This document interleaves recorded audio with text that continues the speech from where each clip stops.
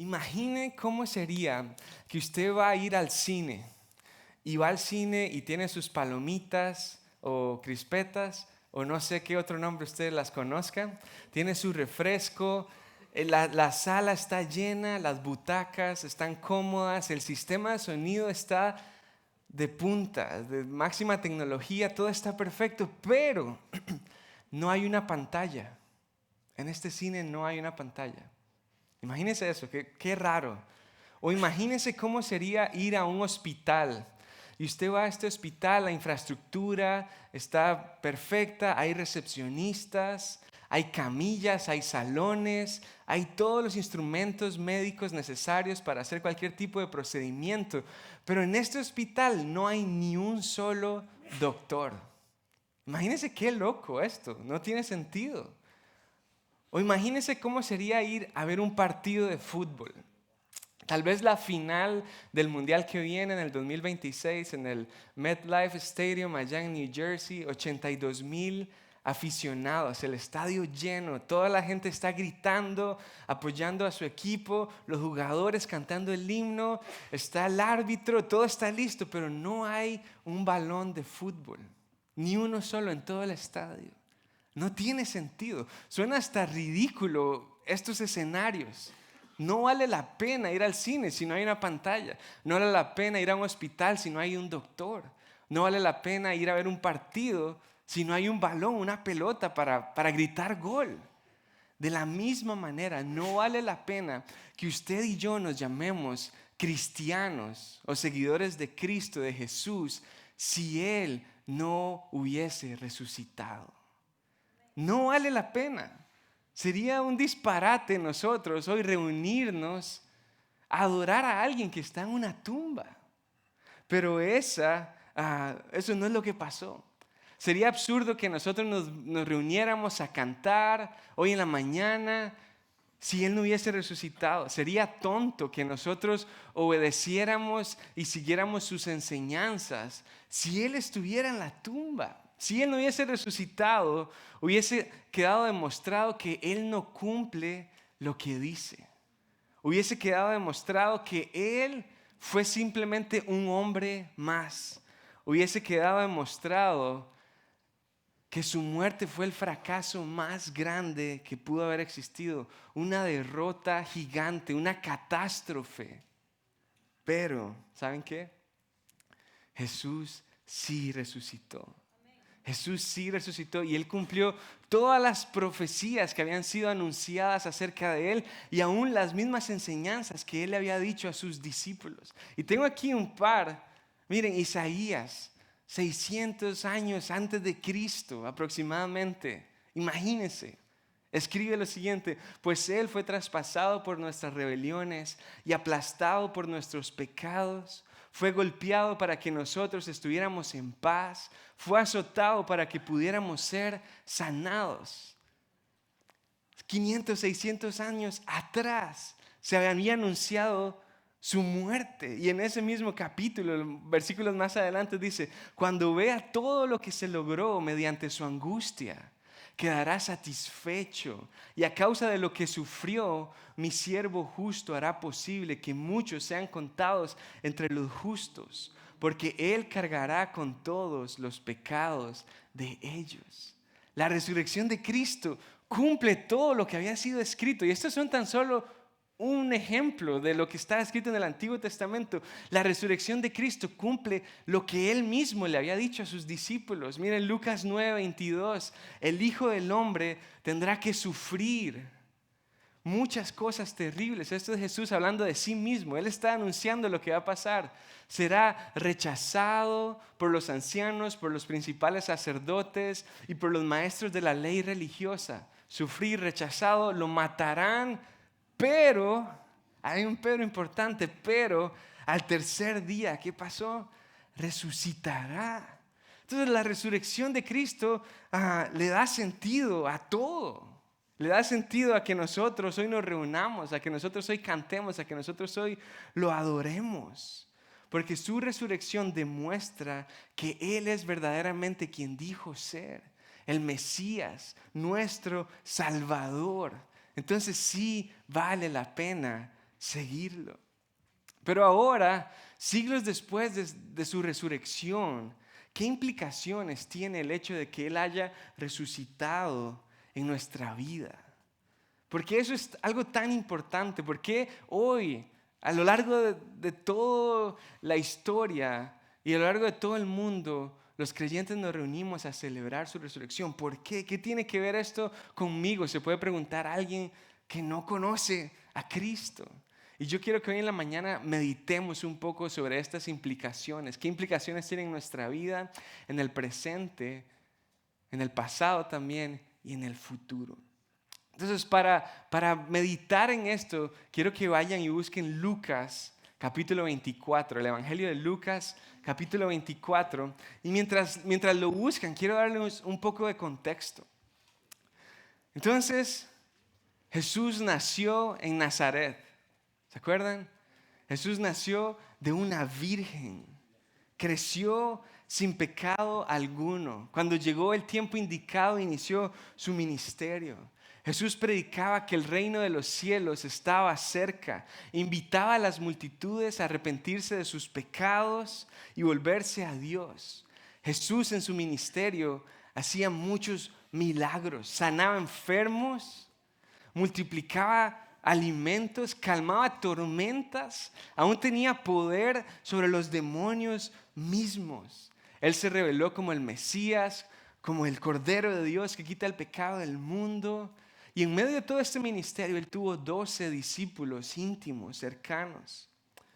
Tal y como Él lo anunció, lo mataron, lo lo crucificaron. Y sus 12 discípulos se dispersaron, como que huyeron por miedo, se escondieron por inseguridad. Y yo quiero que usted y yo imaginemos un poco estar en los pies de los discípulos. Cuánta desilusión, cuánta tristeza, cuánta decepción hay en este momento. Ellos habían vivido y caminado con Jesús por varios años, habían invertido todo para seguirlo. Y al ver a Jesús crucificado, ellos llegaron a pensar, todo ese sacrificio, todo lo que invertimos fue en vano.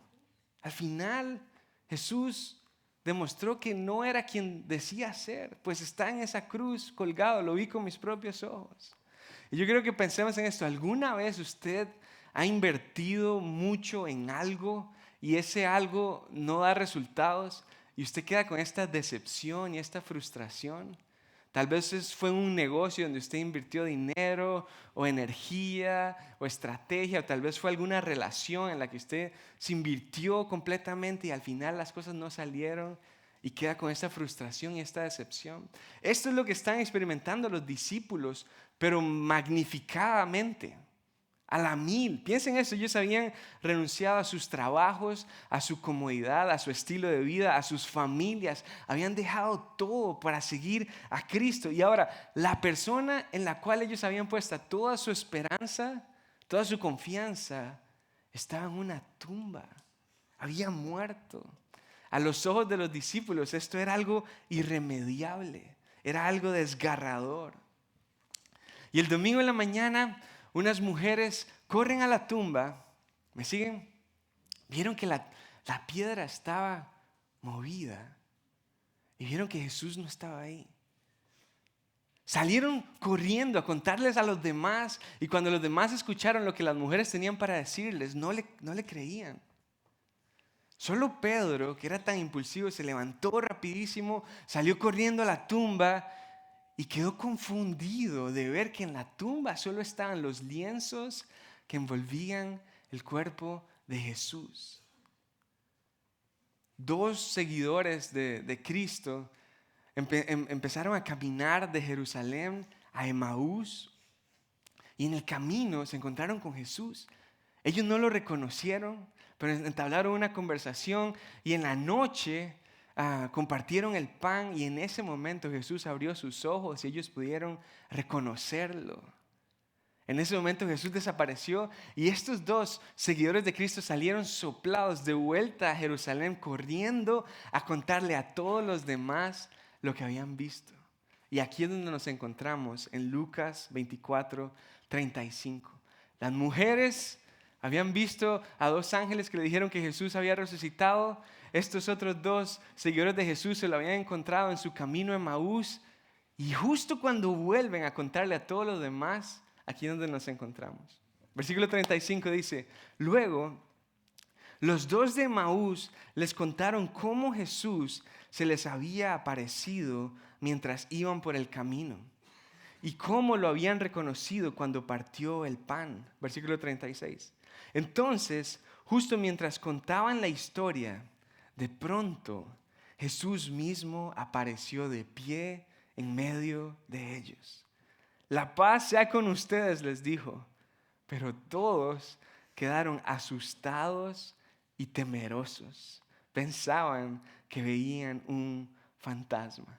De nuevo, para nosotros puede ser más fácil asimilar esta historia, ¿verdad? Pero hay que tener un poquito de empatía con los discípulos. Ellos ni siquiera habían tenido tiempo para asimilar la muerte de Jesús. O sea, ni siquiera habían tenido tiempo para asimilar lo que había sucedido. Estaban de luto, estaban en el proceso de duelo, estaban tratando de ser conscientes cómo todo llegó a este fin, a la cruz, a una tumba.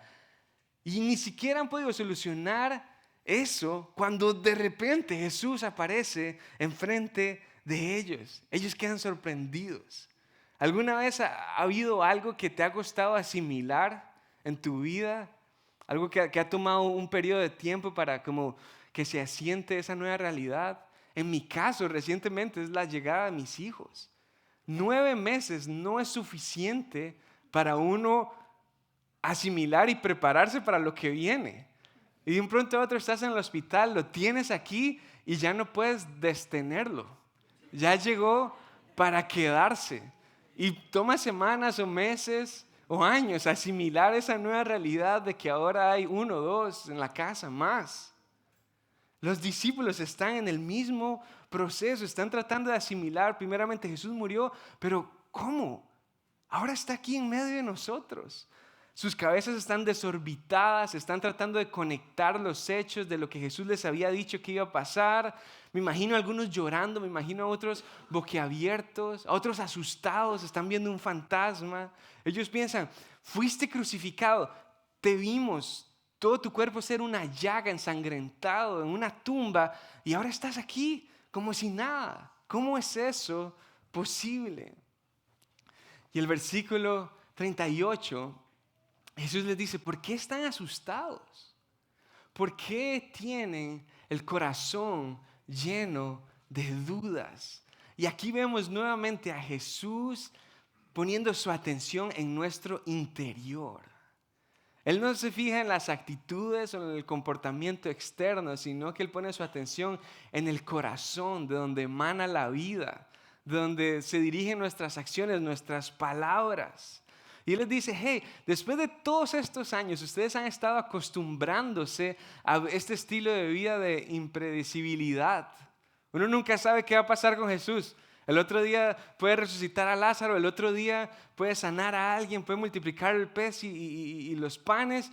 Y a estas alturas, después de todo este entrenamiento, ustedes tienen dudas en su corazón.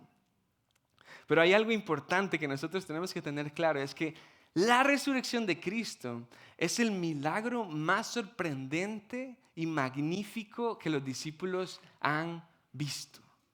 Ver a Cristo resucitado no se compara con ninguna de las otras señales que ellos hayan visto en caminar con Él. Esta es la señal máxima de que Jesús es el Hijo de Dios. Y sí, tiene sentido que estén asustados. Tiene sentido que estén temerosos. Porque están viendo algo que ni en sus sueños más grandes se hubiesen podido imaginar. Jesús había cumplido su palabra y estaba de vuelta a la vida. Sus discípulos están desorientados, están perdidos, y Jesús se ofrece a sí mismo para que ellos puedan entender. Muestra una postura de misericordia para con ellos. Mira lo que les dice. Dice, miren mis manos, miren mis pies. Pueden ver que de veras soy yo. Es más, tóquenme y asegúrense de que no soy un fantasma, pues los fantasmas no tienen cuerpo, como ven que yo tengo. Mientras hablaba, Él les mostró sus manos y sus pies. Entonces, pongan atención a esto. Jesús resucitó a un cuerpo físico. Jesús resucitó a un cuerpo físico. A través de la resurrección, ahora Él tiene acceso a este cuerpo glorificado y les dice, hey, vengan, miren, soy yo. Vengan y vean esta cicatriz que tengo aquí.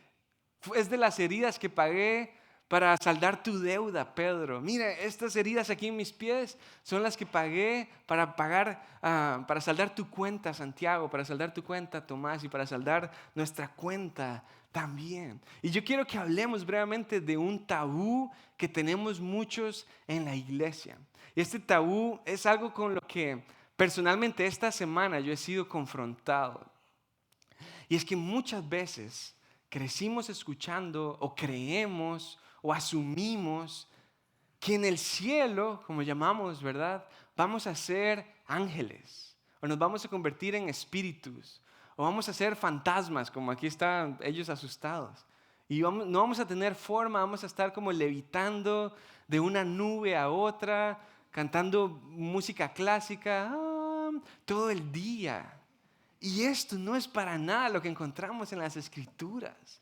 Vamos a resucitar a un cuerpo físico. Miren todos los elementos físicos que están en este pasaje. Miren, ¿con qué se ve?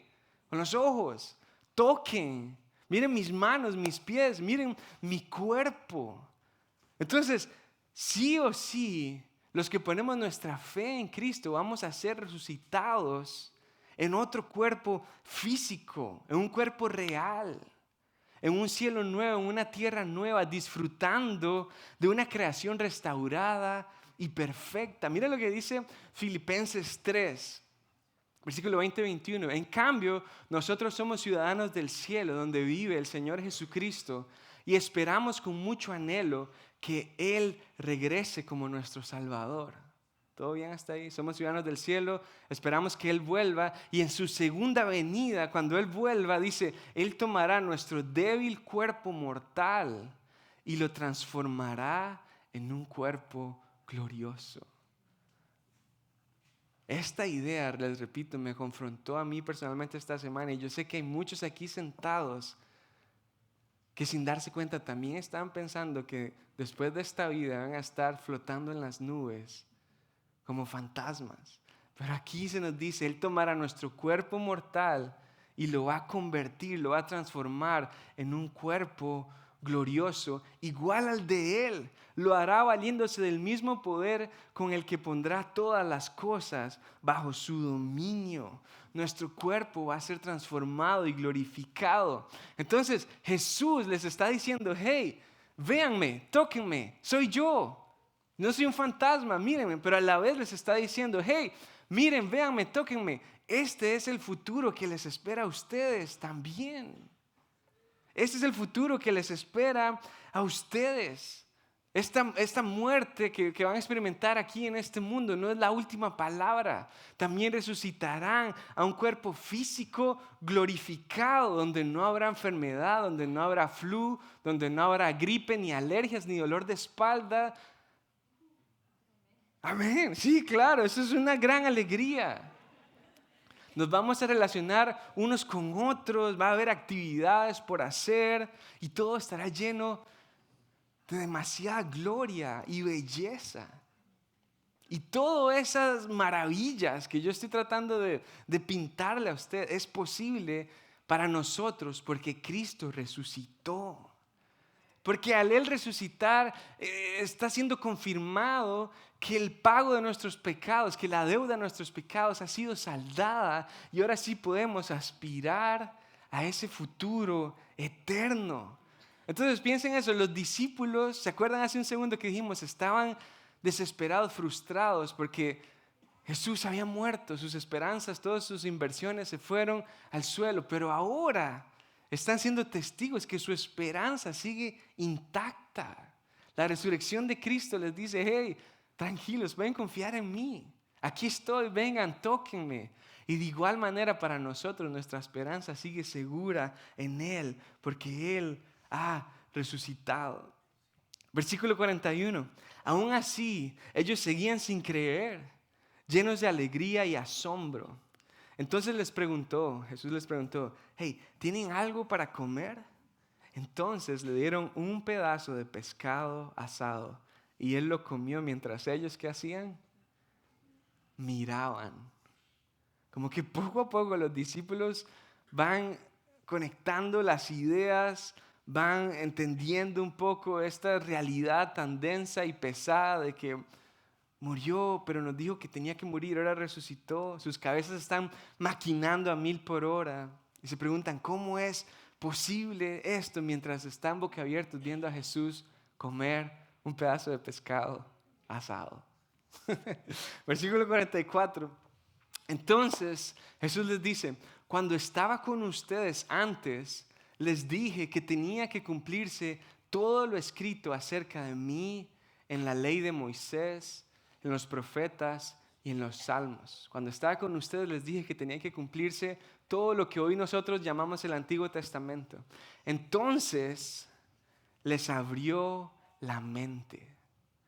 Entonces Jesús les abrió la mente para que entendieran las Escrituras. Y dijo, efectivamente se escribió hace mucho tiempo que el Mesías debería sufrir, morir y resucitar al tercer día. Entonces, ¿quién les abrió la mente? Jesús. ¿Quién permitió que ellos entendieran las Escrituras? Jesús. ¿Quién puede abrir tu mente hoy? Jesús. ¿Quién puede ayudarte a entender las Escrituras? Jesús mismo. Aquí vemos que el centro de todas las Escrituras es Jesús. Y esto lo hablamos hace unas semanas en nuestra clase de cultura bíblica. El centro de todas las Escrituras es Jesús. Si nuestra Biblia no tuviese a Cristo, estaría incompleta. No tendría sentido, le faltaría algo. Y aunque encontramos el relato de su historia a partir del Nuevo Testamento, de su vida aquí en la tierra, todo el Antiguo Testamento, toda la ley, todos los profetas y todos los salmos solo anuncian su llegada y solo evidencian la situación desesperada en la que la humanidad se encuentra sin su Salvador. O sea, que la resurrección es el clímax de las Escrituras, es la parte crucial y esencial del plan de Dios para restaurarnos, para reconciliarnos con Él. Esa es la verdadera historia de la Biblia. Y aquí quiero hablar brevemente de la centralidad de Cristo en las Escrituras. Hay una gran diferencia entre conocer las historias de la Biblia, en que muchas personas aquí pueden decir, sí, yo me sé la historia de David cuando agarró la piedra y mató a Goliat, o cuando Moisés abrió el mar en dos, o cuando Daniel fue a un calabozo con los leones. Pero es muy diferente haber escuchado y tener noción de estas historias y entender cuál es la gran historia de la Biblia. ¿Cuál es esa historia que de inicio a fin se está desarrollando? Y lo que me preocupa es que a lo largo de la historia hemos obstaculizado que esta historia sea clara. Lo hemos obstaculizado, lo hemos distorsionado, lo hemos ablandado, pero el mensaje de las Escrituras es uno y está fundamentado en la resurrección de Cristo. El mensaje, la gran historia de la Biblia es un Dios soberano que no necesita nada, reconciliando una creación caída y pecaminosa consigo mismo para su gloria. Esa es la historia de las Escrituras. Es un Dios soberano, poderoso, que no necesita nada de nosotros, reconciliando a la creación caída, pecaminosa, consigo mismo para su gloria. Y lo hace por medio de su Hijo, quien descendió a la tierra, quien murió en una cruz y quien ahora ha resucitado. Entonces yo te quiero preguntar, ¿cuál es tu noción de las Escrituras? ¿Cuál es tu noción de lo que dice la Biblia? Tal vez tu experiencia, lo que has aprendido es que Dios está en una nube viendo, tomando nota qué estás haciendo para ver si al final pasas el examen o no, a ver qué castigo necesitas, qué castigo mereces. O tu versión es como que no, ya como Jesús pagó todo, ya yo puedo vivir haciendo lo que quiera porque ya Él pagó por todo. O tal vez la versión que tienes de las Escrituras, cuando piensas en ellas, es que nada más son un conjunto de reglas, de la A a la Z, de cómo tenemos que obligarnos a vivir para pasar el examen. O muchos también hemos escuchado que la Biblia lo que quiere es prosperarnos y que seamos felices y tengamos en abundancia todo lo que se nos antoja. Pero no, la historia de la Biblia es un creador reconciliando a su creación caída y pecaminosa consigo mismo, y lo hace por medio de su Hijo. Lo logra por medio de la muerte y resurrección de Cristo. Entonces, lo que te quiero animar en esta mañana es esto, es que aún así, aunque tengas una noción distorsionada o diferente de qué se trata el Evangelio, ese Dios vivo hoy también puede abrir tu mente y puede ayudarte a entender las Escrituras para que puedas conocer a Cristo como quien Él verdaderamente es, como nuestro Salvador. Entonces Jesús les dice, todo eso tenía que cumplirse, pero también les dice algo más. También se escribió que este mensaje se proclamaría con la autoridad de su nombre a todas las naciones, comenzando con Jerusalén. Hay perdón de pecados para todos los que se arrepientan. Hay perdón de pecados para todos los que se arrepientan. Ustedes son testigos de todas esas cosas. El mensaje, el evangelio, las buenas noticias se proclamaría por todas las naciones.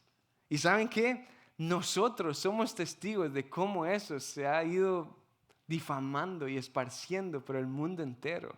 Nosotros, siglos después, hemos escuchado el mensaje de salvación de Cristo. Nosotros, por muchísimas generaciones de por medio, en una cultura completamente distinta, en un lenguaje completamente distinto, a miles de kilómetros de distancia, hemos sido testigos de cómo eso que fue escrito se está cumpliendo. Su mensaje sigue esparciéndose. ¿Y saben por qué pasa esto? Porque el evangelio no pasa de moda. El evangelio no se vuelve obsoleto, no expira, porque es poder de Dios para salvación. Y este es el mensaje que se va a estar esparciendo y que se va a estar difundiendo por todo el mundo. ¿Cuál es el mensaje? Que hay perdón de pecados para todos los que se arrepientan. Puede ser que este mensaje no sea el más agradable para el mundo ni el más cómodo. A nadie le gusta que vengan y le digan, hey, tú eres un pecador y tienes que arrepentirte. Tal vez sea hasta amenazante o difícil de escuchar para algunos, pero ese es el mensaje de Cristo. Y ese es el mensaje que Él está permitiendo que tú hoy en esta mañana estés escuchando. Y así como los discípulos fueron testigos de todo esto, nosotros también somos testigos. Yo personalmente soy testigo de cómo al haber entregado mi vida a Cristo en arrepentimiento, he podido recibir su perdón de pecados, he podido recibir propósito, he podido recibir paz, he podido recibir esperanza, he podido encontrar la salvación. Jesús literalmente hizo lo imposible para reconciliarnos con el Padre. Y ahora tú, ¿qué vas a hacer? ¿Vas a rendirte? ¿Vas a arrepentirte? Déjame cerrar con esto. La Semana Santa, específicamente el domingo de resurrección o Easter, puede ser una tradición que nos lleva a pensar que este es un día festivo más. Navidad, el día de independencia, el día del trabajo. Pero nosotros como creyentes sabemos las implicaciones gigantescas, colosales, inmensas que la resurrección tiene para nuestra fe. Lo que celebramos sobrepasa una moda o una tendencia. Lo que celebramos le da sentido y fundamento a nuestra fe, a nuestra salvación y a nuestra esperanza. Entonces, volviendo a la pregunta que hicimos al inicio, ¿qué implicaciones tiene la resurrección en nuestra vida? ¿Qué implicaciones tiene específicamente en nuestro pasado, en el presente y en el futuro? Primeramente, al Cristo haber resucitado, se confirma que la paga por nuestros pecados ha sido cancelada. Al Cristo haber resucitado, queda evidenciado, confirmado que la ira de Dios fue vertida sobre Él. Que el castigo que nosotros merecíamos fue puesto sobre sus hombros. Y por eso, todo aquel que en Él crea, ahora puede contar con perdón de pecados. Eso es increíble. Eso es sorprendente. En nuestro presente, al Cristo haber resucitado, queda en evidencia que Él cumple su palabra. O sea que Él es verdaderamente el Mesías. ¿Y cómo entonces nosotros vamos a vivir? ¿Cómo no vamos a confiar en el único que puede vencer la muerte? ¿Cómo no vamos a obedecer a aquel que nos dio la salvación?